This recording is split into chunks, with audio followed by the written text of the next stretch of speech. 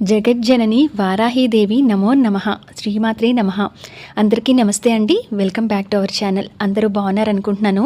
ఇవాల్టి వీడియోలో వారాహి నవరాత్రి పూజ విధానం గురించి తెలుసుకుందామండి. అంతేకాకుండా ఈ నవరాత్రి పూజల్లో అతి సులువుగా ఈ నామాలతో పూజని ఏ విధంగా చేసుకోవాలి, ఏ సమయంలో అమ్మవారికి పూజని చేసుకుంటే మంచిది, ఎవరెవరు ఈ పూజని చేయవచ్చు, అలాగే ఎటువంటి నియమాలను ఈ వారాహి నవరాత్రుల్లో మనం పాటించాలి, ఇవన్నీ కూడా పూర్తి వివరాలతో ఈ వీడియోని షేర్ చేస్తున్నాను. ఎక్కడా కూడా స్కిప్ చేయకుండా చూస్తారని అనుకుంటున్నాను. అలాగే ఎటువంటి సందేహం ఉన్నా కింద కామెంట్ సెక్షన్లో తెలియచేయండి. మీరు లైక్ చేయడం అనేది నాకు చాలా ఇంపార్టెంట్ అండి. లైక్ చేస్తే మరో 10 మందికి ఈ వీడియో షేర్ అయ్యి వారు కూడా అమ్మ పూజని చేసుకోగలుగుతారు. అలాగే ఛానల్ నచ్చితే సబ్స్క్రైబ్ చేయడం అస్సలు మర్చిపోవద్దు.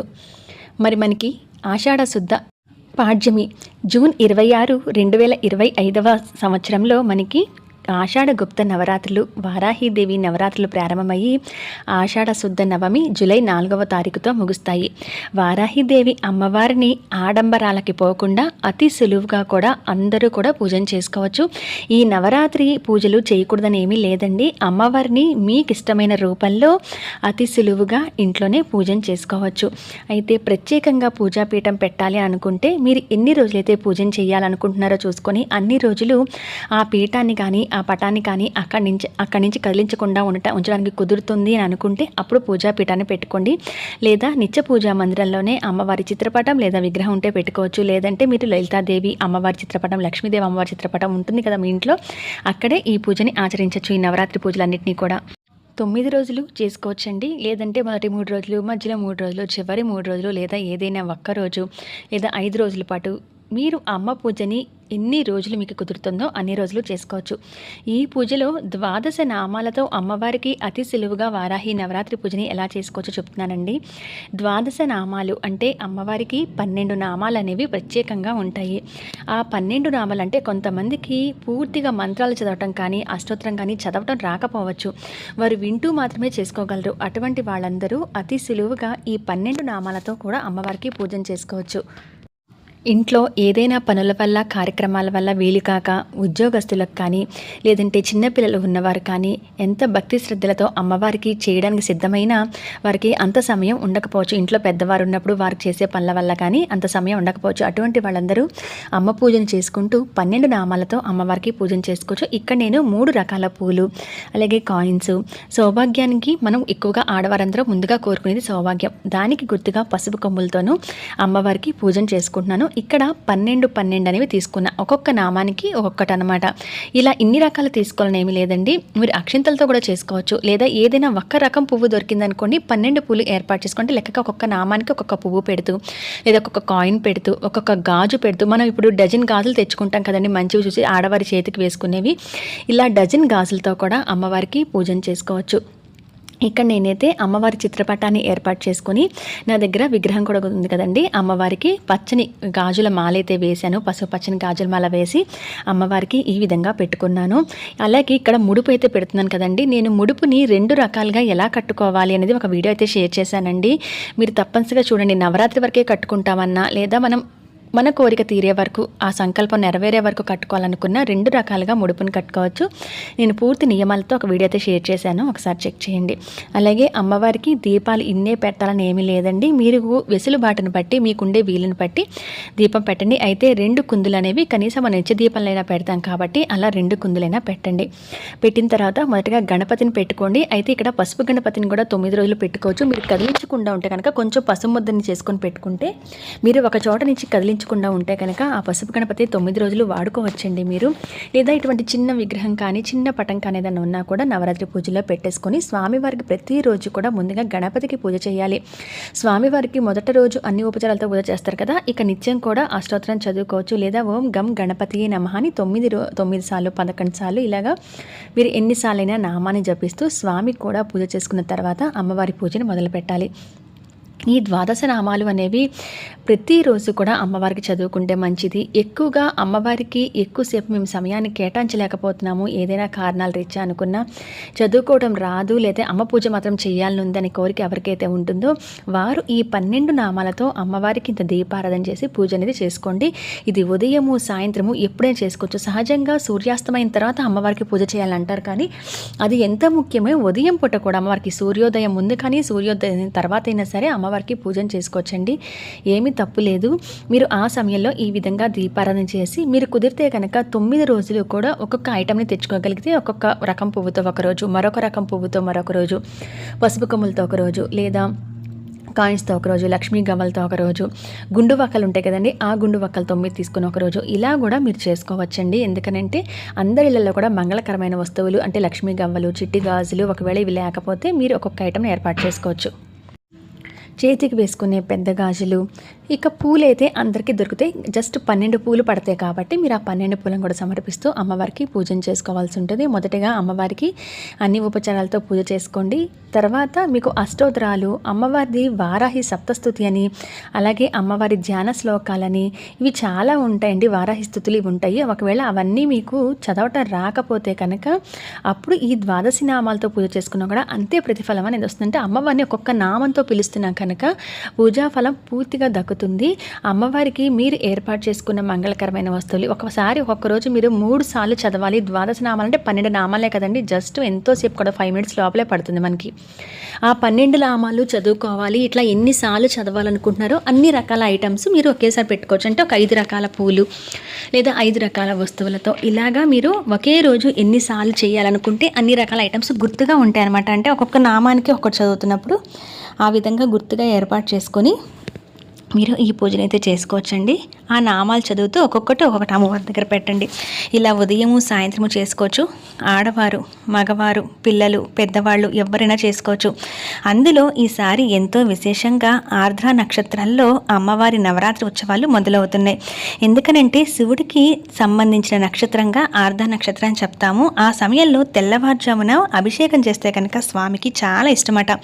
ఆర్ద్ర నక్షత్రం వచ్చింది కనుక మీరు అభిషేకము స్వామివారికి ఇంట్లో చేసుకోవచ్చు. అలాగే అదే రోజున మనకి ఈ ఆషాఢ గుప్త నవరాత్రులు మొదలవుతున్నాయి కాబట్టి మీరు తెల్లవారుజామునే చేసేవారు కనుక ఆ రోజు ఆరుద్ర నక్షత్రం అనేది ఉదయం 10:27 వరకు కూడా ఉంది.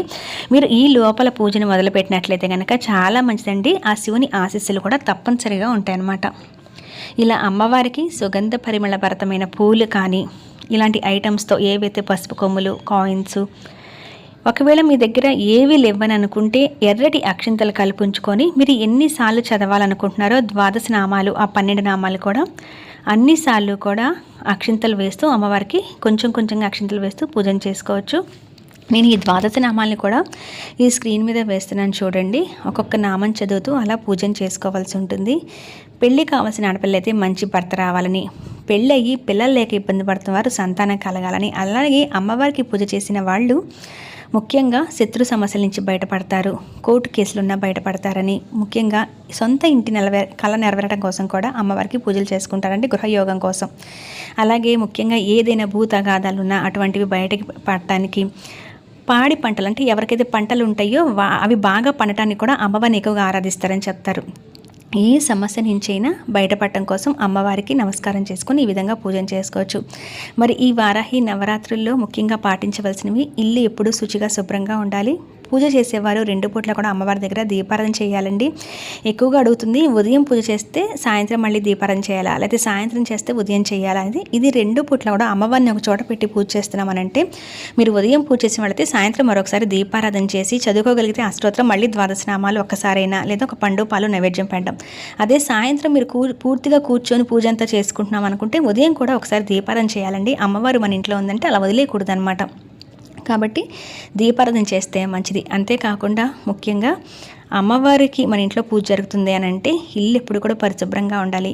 ఇంటి గడప ముందు ఇంటి ముందు ముగ్గు ఉండాలి. అబద్ధాలు ఆడకూడదు, ఎవరిని కూడా తిట్టకూడదు, బయటకు వెళ్ళొచ్చిన బట్టలతో ముట్టుకోవడం చేయకూడదు. పూర్తిగా నాన్ వెజ్ అనేది అయితే అమ్మవారిని పూజ చేసినప్పుడు మానేస్తారు. వండటం కానీ తినడం కానీ చేయరు. ఎవరికైతే కొంతమందిళ్ళల్లో మిగతా వారికి వండాలండి, పూజ చేసుకునే మేము తినం కానీ మిగతా వాళ్ళకి వండాలి అంటున్నప్పుడు మీరు వండిన తర్వాత తలస్నానాన్ని ఆచరించి అమ్మవారి పూజను చేసుకోవచ్చు. గ్యాస్ దగ్గర అంతా క్లీన్గా ఉండాలి. అమ్మవారికి ఏదైనా నైవేద్యాలు చేస్తుంటే కనుక ఒకసారి గ్యాస్ అంతా కడుక్కున్న తర్వాతే అదంతా తుడుచుకున్న తర్వాతే నైవేద్యాలు వండాలి. ఇంట్లో తప్పనిసరిగా వండాల్సి వస్తుందండి. మిగతా వాళ్ళ కోసం మా ఇంట్లో అలా కుదరదు అనుకున్న వాళ్ళు వండిన తర్వాత తలస్నానం చేసి పూజను ఆచరించండి. ఎర్రటి చీర లేకపోతే ఎర్రటి వస్త్రాలు ఉంటే ధరించి పూజ చేసుకుంటే మంచిది. ఒకవేళ అలా కుదరకపోతే కనుక మామూలుగా శుచిగా ఉండే ఏ బట్టలైనా వేసుకొని పూజను చేసుకోవచ్చు. అమ్మవారికి చిలకడ దుంపలు, క్యారెట్, పానకము, దానిమ్మ గింజలు, అలాగే ముఖ్యంగా వచ్చేసరికి కొబ్బరికాయ కొడితే కొబ్బరికాయ కొట్టుకోవటం, ఇవన్నీ తప్పనిసరిగా నివేదన చేస్తూ ఉంటాము. ఒకవేళ మీరు ఏ పదార్థాలు వండి పెట్టలేకపోతే చిలకడ దుంపలు పెట్టచ్చు. పానకం కూడా ప్రతిరోజు కూడా పానకం పెట్టినా కూడా అమ్మవారికి ఇష్టమట. అందుకని చెప్పి పానకమైన నివేదన చేయొచ్చు. అది ఈజీగా కూడా మనం తయారు చేసుకోగలిగేదే. అంతేకాకుండా పండ్లు, పాలకు సంబంధించిన పదార్థాలు, పాలలో తేనె చుక్కేసి అమ్మవారికి నివేదన చేయటం, ఇలాంటివన్నీ చేయాల్సి ఉంటుంది. మరి ఒక్క రోజు చేయాలి అనుకుంటే ఏ రోజు మంచిది అంటున్నారు? నవరాత్రులు 9 కూడా అమ్మవారికి సంబంధించిన ఎంతో ముఖ్యమైన రాత్రులేనండి. అయితే ఏదో ఒక్కరోజు మాత్రమే చేసుకుంటాం అనుకునే వాళ్ళకి వారాహి పంచమి అనేది చాలా మంచిది. 5వ రోజు అమ్మవారికి మనకి నవరాత్రులు మొదలైన తర్వాత 5వ రోజు నేను ఆ ముందు వీడియోస్లో పంచమి పూజ కూడా ఎలా చేసుకోవాలి ఇవన్నీ నేను వివరంగా షేర్ చేస్తాను. ఏ రోజున వచ్చింది అనేది. 5వ రోజు మీరు క్యాండల్లో చూసుకుంటే 26 నుంచి మొదలైతే 5వ రోజు ఎప్పుడు వచ్చిందో చూడండి. అలా చూసుకొని కూడా మీరు పంచమి రోజు చేసుకోవచ్చు. లేదా అష్టమి, చివరి రోజు ఇక నవమి. అయితే అమ్మవారికి పూజ చేయాలి, మనం చేసుకోగలుగుతామనే నమ్మకమే గొప్పది. కాబట్టి మీకు ఏ రోజు కుదిరినా కూడా చేసుకోవచ్చు. ఆడవారికి ఉండే ప్రాబ్లమ్స్ వల్ల ఒకసారి అనుకున్న రోజు కుదరదు కదా. ఈ 9 రోజుల్లో ఏ ఒక్క రోజైనా చేసుకోవచ్చు. అలా మొత్తంగా చేసుకోలేకపోతే కనీసం ఇలా 3 రకాలు 5 రకాలతో అయినా ద్వాదశ నామాలు చదువుకున్నా కూడా నవరాత్రులు వేసిన పూర్తి ఫలితం అయితే దక్కుతుంది. అయితే ఎవరికైనా తాంబూలం ఇవ్వచ్చా, అసలు ఇది గుప్త నవరాత్రులు కదా అంటారంటే, గుప్తంగా అంటే అసలు ఎవరికి తెలియకుండా చేసుకోవాలని అయితే ఏం కాదండి. ఆడంబరాలకి పోకుండా మనకున్న శక్తిలో చేసుకోవాలని అర్థం కూడా. కాబట్టి మీరు ఎవరైనా ఒక ముత్తైదు స్వరూపంగా భావించి ఒకరిని పిలిచి తాంబూలం అయితే ఇవ్వచ్చు. అలా ఇంటికి కాదంటే ఏదైనా దేవాలయానికి వెళ్ళి ఇవ్వచ్చు. మీరు ఎవరైనా పిలిస్తే వెళ్ళి కూడా తాంబూలం తీసుకోవచ్చు. ఎప్పుడు కూడా ఒకళ్ళు పసుపు కుంకుమ ఇస్తాము అని అంటే వద్దని అనకూడదు. కాబట్టి మీరు ఇవ్వచ్చు, వాళ్ళు ఇస్తే తీసుకోవచ్చు. ఈ పూజలో వాడిన పసుపు కొమ్మల్ని చిన్న చిన్న ముక్కలుగా దంచి మనం మిక్సీ పట్టుకుంటే జల్లించుకుంటే మెత్తడి పసుపు పౌడర్ అయితే వస్తుంది కదండి. అది మనం రోజు కూడా మొహానికి రాసుకోవచ్చు ఆడవాళ్ళు. అయితే తులసమ్మకి రాయొచ్చు, గడపకి రాయొచ్చు. కానీ కాళ్ళకి మాత్రం అమ్మవారికి పూజ చేసింది కాబట్టి రాయకుండా ఉంటే మంచిదండి. ఒక 9 లేదా 12 పసుపు కొమ్మలు తీసుకుంటున్నా కూడా ద్వాదశ నామాలకి ఎంతో పసుపు అవుతుంది. అది ప్రతిరోజు కూడా ఆడవాళ్ళు మొహానికి రాసుకుంటే చాలా మంచిది. పెళ్ళైన వారు సూత్రపు తాడు కూడా రాసుకున్నా మంచిదేనండి. భార్యాభర్తల సఖ్యత కోసం కూడా వారాహిదేవి అమ్మవారిని ఆరాధించడంలో చాలా మంచి జరుగుతుంది. నమ్మి అమ్మవారు మనందరూ తోడుంటారు అని నమ్మి మాత్రమే చేసుకోండి. కోరికలు తీరితేనే అమ్మవారికి పూజ చేస్తామని కాకుండా మనం పిల్ల భర్తతో ఇంట్లో ఆయురారోగ్యంతో ఆరోగ్యం కూడా ఒక సంపదగా భావించాలి. కాబట్టి అలా మనం సంతోషంగా ఉంటామని భావిస్తూ అమ్మవారికి పూజ చేసుకోండి. మీరు ఎవరైనా ఒక్కరోజు చేసినా ఇలా పూజాపీఠం పెట్టుకున్నా ఎప్పుడు కదిలించాలి అని అంటే మీరు మంగళ శుక్రవారాలు కానప్పుడు మరుసటి రోజు కదిలించుకోవచ్చు. అయితే ఒకవేళ మీకు ఈ వారాహి నవరాత్రులు కుదరకపోతే ఇలా ద్వాదశ నామాలతో 16 శుక్రవారాలు చేసుకున్నా కూడా అంతే ఫలితం వస్తుందండి. అమ్మవారికి ప్రతి శుక్రవారం కూడా మొదలుపెట్టి 16 శుక్రవారాలు చేసుకోవచ్చు. ఇదండి మరి ద్వాదశ నామాలతో వారాహి నవరాత్రి పూజా విధానము. ఎటువంటి సందేహాలున్నా కింద కామెంట్ సెక్షన్లో తెలియచేయండి.